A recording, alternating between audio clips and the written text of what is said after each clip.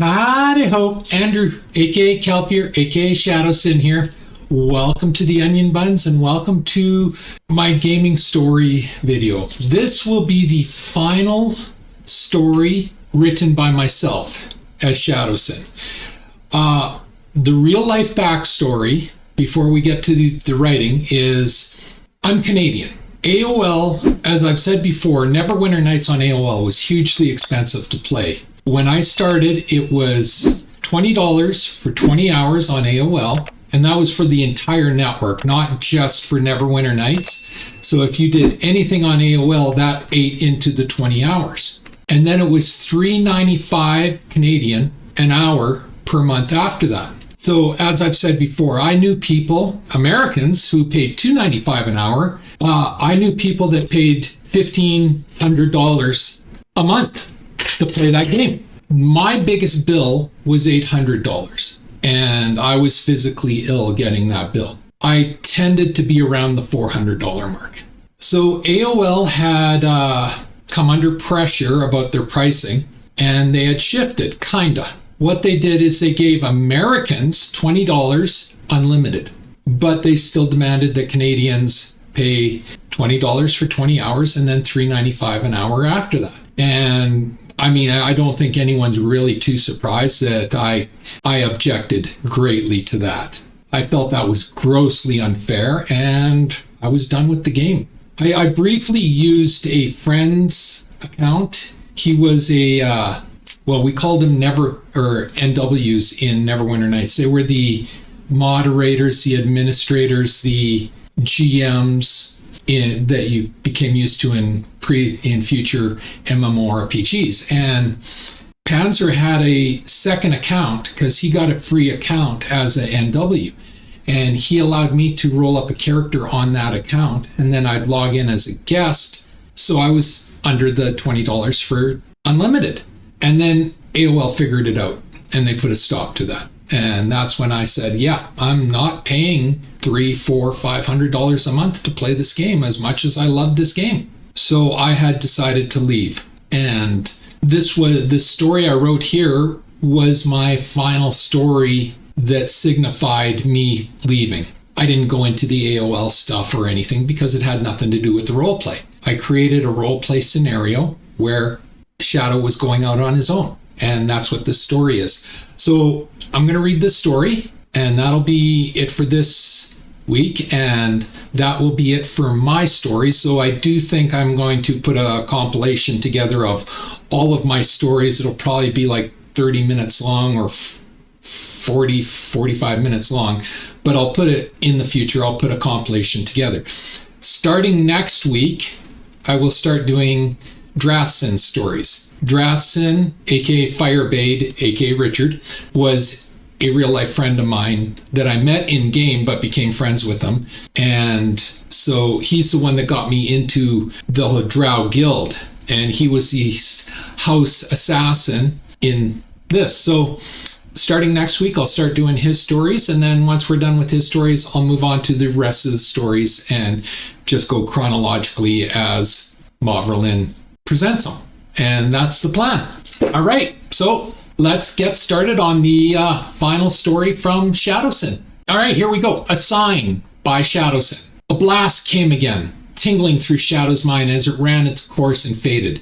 Shadow frowned at the repetitive attacks of the mind flayers, wondering how these creatures ever became as feared as their reputation stated. "You are starting to bore me," Shadow growled. "You have become as predictable as a captured Wraith, and I have grown tired of this game."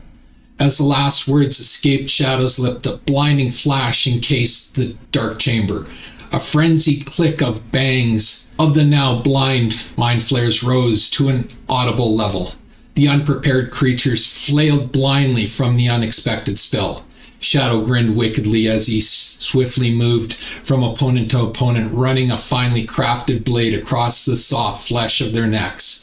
The last creature fell in a puddle of blood as Shadow continued his grisly task. Quickly and efficiently, he removed the tentacles that now lay motionless from the deceased creatures. He wrapped them carefully to ensure their handling. Next, he cast a simple spell and grinned as the remaining body shriveled and decayed due to the magical flames. until only 10 small piles of ash remained. Scooping up the ashes, Shadow sighed to himself about what he must go through to collect needed components for his spell book. A moment later, a black mist swirled around him as he faded from view, arriving back at the small compound he had created for himself. Moving to his spell-casting chamber, he placed components into the proper containers and then put the new inventory away. Scanning the room quickly, he realized that he had more components than he would ever need. Truth be told, Shadow missed those he had left behind in Rivendell. Much time had passed since then, and Shadow had learned and studied more. His knowledge of human magic was on par with some of the more powerful mages of the surface realms. His achievement in drow magic was fine-tuned finally to a level he was comfortable with. Recently, he had taken to necromancy and demonology after watching with intrigue those mortal mages of the surface. Shadow laughed whenever he thought of the similarities between Rivendell and the power-hungry mages of Thay. Both, more often than not, left their own ambitions rule over them, rather than the ambitions or wishes of their chosen deity. This, Shadow noted, was a weakness of both societies. Neither possessed the proper aptitude to achieve long-term success without the proper guidance of their deity. Both failed to follow the desires of their deities, choosing rather to put a show of piety on for the masses instead of following the simplest of commands set forth. Shadow knew he was a walking example of their blindness. Anyone who had left Rivendell the way he had and committed the supposed crimes laid forth in the name of Loth by those who had claimed to follow the goddess should have been hunted down and sacrificed. If truly a crime had been committed, the realization that none had come after him to enact the punishment so conveniently made in the name of his goddess always made Shadow laugh. Nah, Shadow reinforced in his mind, he would not return to Rivendell. He could not return to a city that falsely claimed to follow the spider goddess. But interaction was something he desperately needed for the solitude that was starting to overcome him. Shadow summoned forth the scrying mirror to view the few he still called friend, or felt loyal to. As he moved from person to person, a scene took shape and acted upon itself. The Elharis Mavrelin was leaving Rivendell with a few loyal followers. Shadow watched closely as Mavrelin left the once glorious Drow city behind her. Anxiety came over Shadow as he fought emotions to once again go to her side if she would have him. Shadow moved to a shrine he had set up in the honor of Loth and prayed to the goddess for a sign on what her wishes were. When Shadow rose the next day, having finished his silent prayer, a glow caught his eye. An amulet he had all but forgotten about glowed slightly as the image of Mavrelin appeared. Shadow, you are needed, was the short message Mavrelin sent.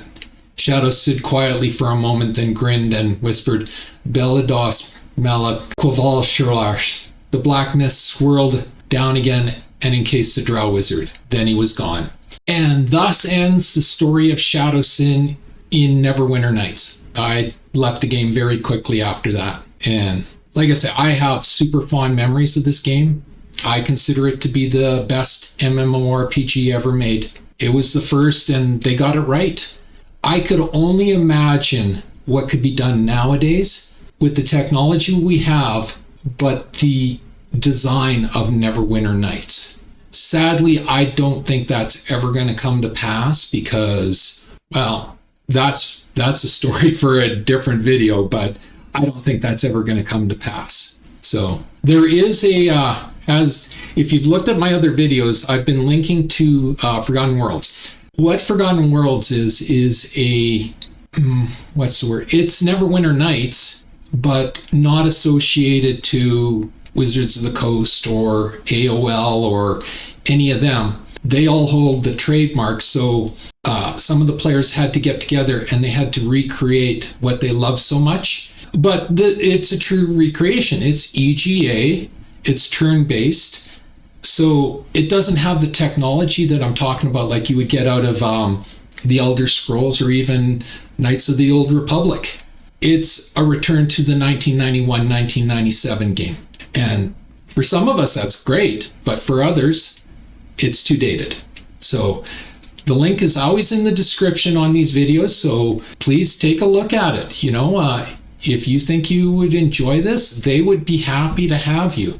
And yeah, that's all I can say. But anyway, that was the final story written by myself for Neverwinter Nights on AOL as Shadosin. After that, I moved on to beta testing, so many beta testings, so many alpha testings that I've been doing videos on that too. But yeah, it's, I moved on from it.